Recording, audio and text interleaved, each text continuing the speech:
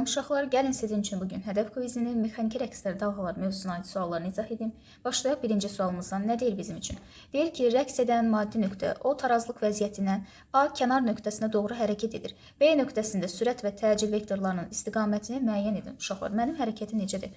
O'dan A'ya doğru. Biz bilirik ki, fizikada hərəkəti xarakterizə edən kəmiyyət nədir? Sürətdir. Təbii ki, mən O'dan A'ya doğru hərəkət edirəmsə, B nöqtəsində də hərəkətimiz necə olacaq? Sola doğru. Yəni sürətin istiqaməti necədir? Sola doğru. Bir digər tərəfdən təcilin istiqaməti necə olacaq uşaqlar?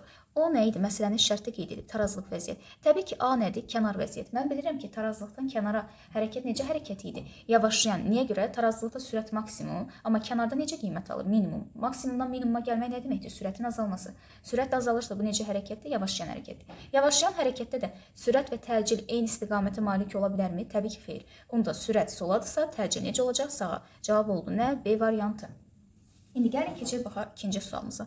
Nə deyir bizim üçün? Deyir ki, rəqs edən cismin kinetik enerjisinin onun potensial enerjisinə 4 dəfə kiçik olan anda sürəti necə hesablanır? Uşaqlar, gördüyümüz kimi mötərizədə mənə nə qeyd edib? Sürətin maksimal qiymətini. Biz bilirik ki, sürətin ani qiyməti ilə maksimal qiyməti arasında əlaqə ifadəsi var idi. O ifadə də nə idi? V bərabər idi. Vn bölünsün. Kəkdə n plus 1. Tək sürət üçün yox. Eyni düsturu input üçün də yaza bilərsiniz. İndi baxıram. Bizə nə deyir? N-i neçə verib? 4 dəfə kiçik verib. Gətirib yazır onda. V bərabərdir. Vn bölünsün. Kökdə 4 plus 1. Onda o da nə verdi? Vn bölünsün. Kökdə 5. Deməli, bizim ifadəmiz ilə nəyə bərabər imiş? Yəni maksimal qiymətdən mənim ani qiymətin neçə dəfə kiçiymiş? Kökdə 5 dəfə kiçiymiş. Cavab da nə olacaq elə? A variantı. Yenə qeyd edirəm, maksimal qiymətlə ani qiymət arasında əlaqə düsturumuzdur. Bu ifadəni eyni ilə input üçündə yaza bilərsiniz. İndi keçək baxaq üçüncü sualımıza. Nə deyir mənə? Deyir ki, rəqs amplitudu 20 sm olan maddi nöqtə bir rəqs periodu ərzində nə qədər məsafə qət edər? Uşaqlar, period nə idi? Bir tam rəqsə sərf olunan zaman. Yeni qeyd edirəm, period nədir? Bir tam rəqsə sərf olunan zaman. Bəs bir tam rəqs neçə amplitudda tamamlanırdı? Biz demişdik ki, bir tam rəqsimiz nəyə bərabərdir? 4 amplituda. Onda bir periodda da artıq biz bilirik ki, bir tam rəqs baş verirsə, elə period nəyə bərabərdir? 4 amplituda. Periodumuz 4 amplitudursa, onda gətirib yerinə yazanda 4 vurulsun 20. Yəni bir periodda mənim qət edəcəyim məsafə nə qədər imiş? 80 sm. Yəni D variantı. Keçək baxaq dördüncü sualımıza. Nə deyir bizim üçün? Deyir ki, harmonik rəqs edən maddi nöqtənin tarazlıq vəziyyətindən B kənar vəziyyətinə hərəkəti necə hərəkətdir? Deməli, bu bizim tarazlığımızdır, bu da bizim kənarımız. Tarazlıqda sürət necə qiymət alırdı? Maksimum. Sürət qiymət alırdı, maksimum. Amma kənarda necə qiymət alırdı? Kənarda minimum qiymət alırdı. Daha sonra bir də təcil nüansımız var. Biz bilirik ki, sürət və təcil əks xarakterə malik kəmiyyətləri idi. Onda təbii ki, təcil artıq tarazlıqda minimum, amma kənarda necə qiymət alırdı? Maksimum. İndi mən tarazlıqdan kənara, yəni O-dan B-yə getmişəm. Sürət maksimumdan minimuma gəlib. Yəni mənim sürətim azalıb. Onda bu necə hərəkətdir? Yavaşca. Cavab A ola bilməz, B ola bilməz, D ola bilməz, daha doğrusu Y ola bilməz. Qaldı C, D. Baxıram təcilə. Təcil isə minimumdan maksimuma gəlib. Təcilim isə neyini bunda? Artıb. Bunda olacaq nə? Artan təcillə yavaşca. Ümumiyyətlə, bu həmişə belədir uşaqlar. Tarazlıqdan kənara istiqamət alıramsa, hərəkət həmişə artan təcillə nədir? Yavaşlayam. İndi baxaq 5-ci sualımıza. 5-ci sualda nə deyir bizim üçün? Deyir ki, sağ tərəfdə yayılan enə dalğanın müəyyən anda vəziyyəti göstərilmişdir. Həmin anda A nöqtəsi uşaqlar. Özünüz bir məntiqlə düşünək. Təbii ki, mənim dalğam neyinir? Bu şəkildə hərəkət edir. A nöqtəsinə neyinəcək? Düşəcək aşağı.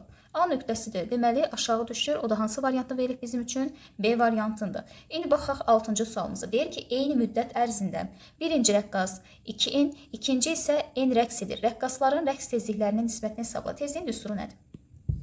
N bərabər idi. N bölünsün T. İndi bizə məsələnin şərtində qeyd edib ki, eyni müddət ərzində T-ni atın getsin. Hər ikisi üçün eynidir. Gətirib yazanda tərəf-tərəfə onsuz da ixtisar gedəcək. Dəyişənlərdən biri tezlikdir ki, nəyin hesabına dəyişib? Rəqslərin sayı hesabına. Deməli, necə asılıdırlar? Düz asılı. N2 böl N1 istəyirsə məndən, elə olacaq nə? N2 bölünsün nəyə? N1-ə. Deməli, ikinci halda nə qədər rəqs etmişdim? Baxırıq 1n. Birinci halda nə qədər rəqs etmişdik? 2n. N-lər ixtisar getdi. Buradan da tərəf-tərəfə tapsaq. Deməli, yox, tərəf-tərəfə tapmamıza ehtiyac yoxdur. Bizdən nisbət istəyir. Cavab 2-də 1-dir. Onluqdan da ifadə eləsək 0,5. O da verib bizə hansı variantda? Y variantında. Deməli, 6-cı sualda cavabımız oldu nə? Y variantı. Keçək baxaq indi 7-ci sualımıza. 7-ci sualda deyir ki, hansı qrafik sönən rəqslərin yer dəyişməsinin zamandan asılılığına uyğundur? Uşaqlar, sönən rəqslərə nə qeyd etmişdik? Amplitud get-gedə azalır. Amplitudu da get-gedə azalan hansı variantında? Təbii ki, baxıram Y variantında. A variantı ümumiyyətlə belə bir rəqs qrafiki yoxdur. Rəqslərin qrafiki B, C, D, Y ola bilər və baxırıq ki, amplitudu da get-gedə azalan ancaq hansı variantı verib bizim üçün? Y variantında. İndi keçək baxaq deməli 8-ci sualımıza.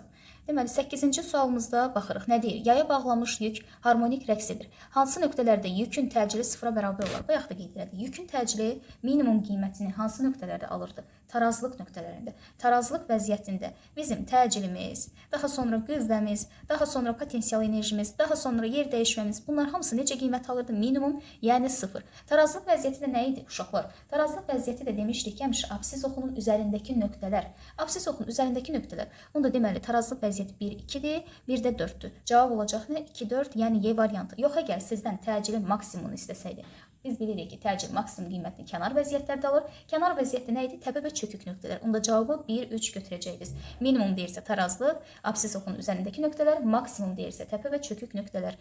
Cavab da oldu burada nə? Y variantı. Keçək baxaq indi 9-cu sualımıza. Deyir ki, səsin yüksəkliyi nədən asılı uşaqlar? Səsin yüksəkliyi təbii ki, tezlikdən asılı idi. Rəqslərin tezliyindən, səsin tonu amplituddan asılı idi. Səsin yüksəkliyi isə nədən asılı idi? Tezlikdən. Ona görə cavab nədir? Y variantı. Keçək indi 10-cu sualımıza baxaq. 10-cu sualda deyir ki, kütlələri 6 kiloqram olan rəqsi hərəkət edən cismin sürətinin proyeksiyasının zamanı asıllıq tənliyi Vx bərabərdir 8 kosinus 10t şəklindədir. Bu cismə təsir edən qüvvənin amplitud qiymətini hesablayın. Qüvvənin düsturu nədir təbii ki?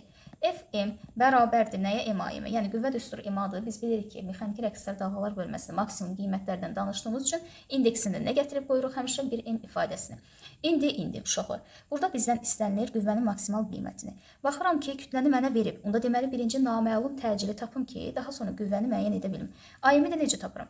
Biz bilirik ki, əgər sizə xt tənliyi, xt qrafiki verilirsə, A-nı omega kvadratı x-ə görə tapacaqsınız. Yox, əgər sizə V tənliyi yaxud V qrafiki verilərsə, omega V-yə görə nə edirik? Təcili tapırıq. İndi omeganı verib bizə neçə? Təbii ki 10. Biz bilirik ki, ifadə nədir? V bərabərdir Vm kosinus omega t. Tənlik budur. İndi omeganın yerində duran qiymət 10-dur, Vmin yerində duran qiymət 8-dir. Təcil 80 imiş. Gətirib bunu da qüvvədə yerinə qoyaq. Kütlə 6 kiloqram, təcil 80. Altında 80-i vuranda edəcək təbii ki neçə? 480 Newton. Deməli bizim qüvvəmiz ilə 480 Newton imiş. Cavab da B variantı. Keçək baxaq indi 11-ci sualımıza. 11-ci sualda diqqət edin. Mənə nə verib? Yaylı rəqqaslar və bizdən nə istəyir? Yaylı rəqqasın tezliyini. Yaylı rəqqasın tezliyinin düsturu nə idi? Nu bərabər idi. 1 bölünsün 2pi kökdə K bölünsün M. Kökdə K bölünsün M. Uşaqlar, indi bizə deyir ki, hansı rəqqaslar eyni tezlikdə rəqs edir? Gəlin bütün qiymətləri yerinə qoyub baxaq. Deməli, birinci üçün yazırıq. Nu 1 bərabərdir 1 bölü 2pi. K'mız neçədir? K'mız K bölü 2'dir. Gətirib yazdım. Bilirik ki, 2 dənə kəsir ola bilməz, 2 düşdü aşağı. Kütləni isə verib bizə neçə? 2. Yəni, buradan tapdıq ki, 2pi 1 bölü 2pi. Kökdə K bölünsün nəyə? 4 demə. İndi keçdik ikinci üçün hesablayaq. Deməli, 1 bölünsün 2pi. Kökdə K bölünsün elə sərtliyini 1K verib, kütləsini də 1M verib, ifadə olduğu kimi qaldı. Keçdik indi üçüncüyə. Nu 3 bərabərdir 1 bölünsün 2pi. Kökdə 2K bölünsün 2M. İkilər ixtisar getdi. Qaldı nə ilə? 1 bölünsün 2pi. Kökdə K bölünsün M. Keçdik indi dördüncüyə baxaq. Dördüncüdə 1 bölü 2pi. Kökdə sərtliyi verib neçə? K bölünsün 4. Kütləni verib neçə? 3M. Onda bunu da yazdıq. 1 bölü 2pi. Kökdə K bölünsün 12M. İndi bizə deyir ki, tezlikləri eyni olan hansıdır? Baxıram. 1 bölünsün 2pi. Kökdə K bölü 4M'dir birinci. İkinci 1 bölü 2pi kökdə K bölü M idi. Üçüncü də yenə 1 bölü 2pi kökdə K bölü M'dir. Dördüncü 1 bölü 2pi kökdə K bölünsün 12M'dir. Təbii ki, tezlikləri eyni olan hansı oldu? 2 və 3-cü. Onu da bizə verib hansı variantda? B variantında. 11-də də cavab olacaq. Ona görə B variantı. Keçək indi baxaq 12-ci sualımıza. 12-ci sualda nə deyir bizim üçün? Enə dalğanın 3-cü və 7-ci təpələri arasında məsafə 8 metr olarsa, dalğanın uzunluğunu təyin edin. Uşaqlar, gəlin baxaq. Gəlin çəkək birincisi. X-in R-dən asıllıq qrafikidir. İndi dalğamı çəkirəm. Dalğamızın qrafikini çəkəm, amma bir qədər kiçik çəkim. Dön 7-ci çünki burada təpə var. XR qrafiki. Dalğamızın da təsvirini çəkdik. İndi gəlin 3-cü və 7-ci təpəni müəyyənləşdirək. 1, 2, 3. 3-cü təpə buradır. 4, 5, 6, 7. 7-ci təpədə buradadır.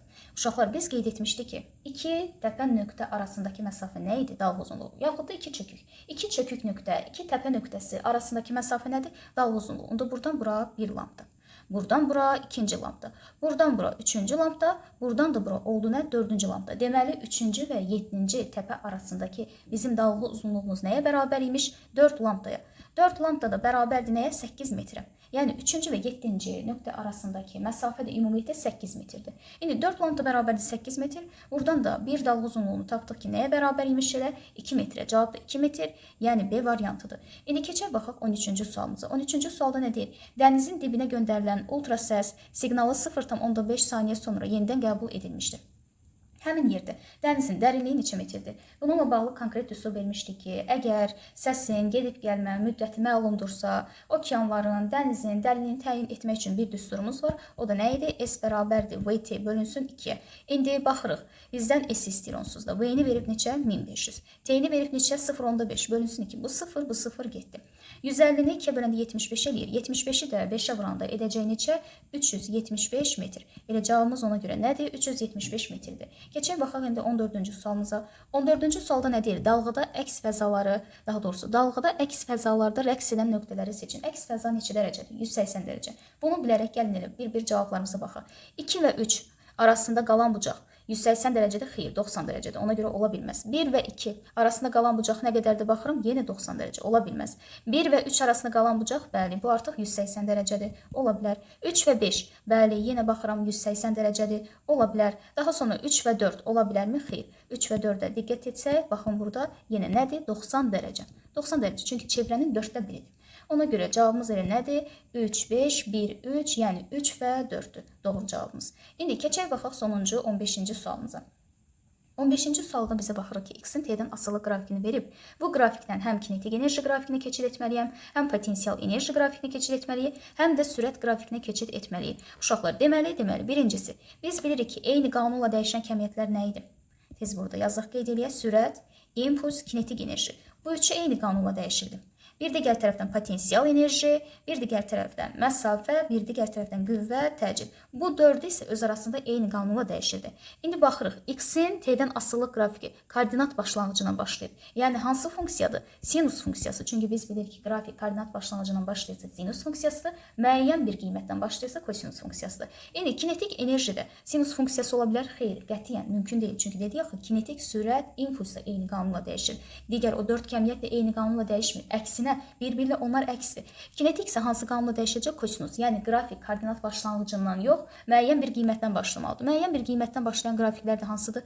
A-dır, daha sonra C-dir, daha sonra D variantıdır. İndi biz bilirik ki, enerji qrafikləri mənfi ola bilərdimi? Xeyr. Çünki nə idi ifadə? MV kvadratı bölü 2, KX kvadratı bölü 2 kvadratik funksiyalar idi. Kvadratik funksiyaların da mənfi olma ehtimalı yoxdur. Onu da deməli, kinetik enerjinin qrafiki kosinus funksiyası olmalıdır. Niyə görə? Çünki bizim XT qrafikimiz sinus idi onun üçün. Kosinus olmalıdır, yəni müəyyən bir qiymətdən başlamalıdır. Özü də mənfi olmamalıdır. Yəni qrafik T-dən aşağı enməməlidir. Onu da bizə hansı variantda verir? Müəyyən bir qiymətdən başlayır və T-dən aşağı enmir, A variantında. Deməli, kinetik enerjiyə gəldi nə? A. İndi potensial enerji gördüyünüz kimi 4 kəmiyyəti eyni qanunla dəyişdiyini qeyd etmişəm. Potensial enerji sinus funksiyası ilə nə edəcək artıq? Rəqs edəcək. X sinusdursa, potensial enerji də sinusdur. Yəni, eyni şeyi təzədən təkrarlayırıq. Enerji qrafiklərinin mənfi olma ehtimalı yoxdur. Koordinat başlanğıcından artıq çəkilməklə nə etməlidir? Mənfiyə keçməmək şərti ilə rəqs etməlidir. O da hansı variantdadır? Təbii ki, o da bizə verilib. Deməli, B variantında. İndi uşaqlar, sürət qrafikini keçirimiz necədir? Biz demişdik ki, sürətin qrafiki həmişə X-in qrafikini nə edir? Pi böl 2 qədər qabaqlayır. X-in qrafikini pi böl 2 qədər nə edəcək? Qabaqlayacaq. Yaxud bir digər tərəfdən yenə baxırıq ki, V və X-i mən eyni yerdə vermişəm. Xeyr. V, P, Y, K. Bunlar eyni qanunla dəyişir. Y, P, X, F, A. Bunlar isə eyni qanunla dəyişir. Yəni, bu üçlünün bu dörtlü ilə bir-biri ilə eyni olma ehtimalı yoxdur. V, P, Y, K digər dörtlü ilə əks qanunla dəyişməlidir. Əgər X sinus idisə, yenə sürət olmalıdır nə? Kosinus. Kosinus da nə idi? Müəyyən bir qiymətdən başlama. Təbii ki, C ola bilməz. Daha doğrusu bağışlayın. Artıq A-nı, B-ni seçdik biz. Y də ola bilməz, çünki belə bir rəqs qrafiki yoxdur. Cavab ya C variantıdır, ya da D variantıdır. İndi biz qeyd elədik ki, yükün sürətinin kosinus funksiyası ilə dəyişirsə, C də ola bilər, D də ola bilər. İndi pi böl 2 qədər qabaqlama nüansına görə uşaqlar. Artıq burada baxırıq ki, eyni variantlar var. Yəni biz mütləq şəkildə, yəni qabaqlamanı, bir digər tərəfdən geriləməni yaxud törəməni bilməliyik. Çünki iki variantdan birinə baxanda mən burada təyin edə bilmirəm. Hər ikisi kosinusdur, müəyyən bir qiymətdən qrafiki çəkmişik. Təyin ediləsi, yəni bu nüansa görə bir şey yoxdur. İndi biz bilirik ki, sürətin qrafiki koordinatın qrafikini pi/2 qədər qabaqlayır. Pi/2 qədər qabaqlayırsa, yəni sürət qrafiki artıq bundan pi/2 nə deməkdir? 90 dərəcə. 90 dərəcə pi/2 qədər qabaqdaydı. Onda bu hissəni atmaq şərti ilə qrafiki mən nə etməliyəm? Çəkməliyəm. O da hansı variantı verilib bizə? C-də yoxsa baxıram ki, D variantında üst-üstə düşüb, təbii ki, C-də. Onda deməli, üçüncüyə də gəldiyinə C variantı deməli gəlir 1-ə A, 2-yə B, 3-ə C. Bu da rəqslər dalğalarla bağlı bizim suallarımızın izahı idi.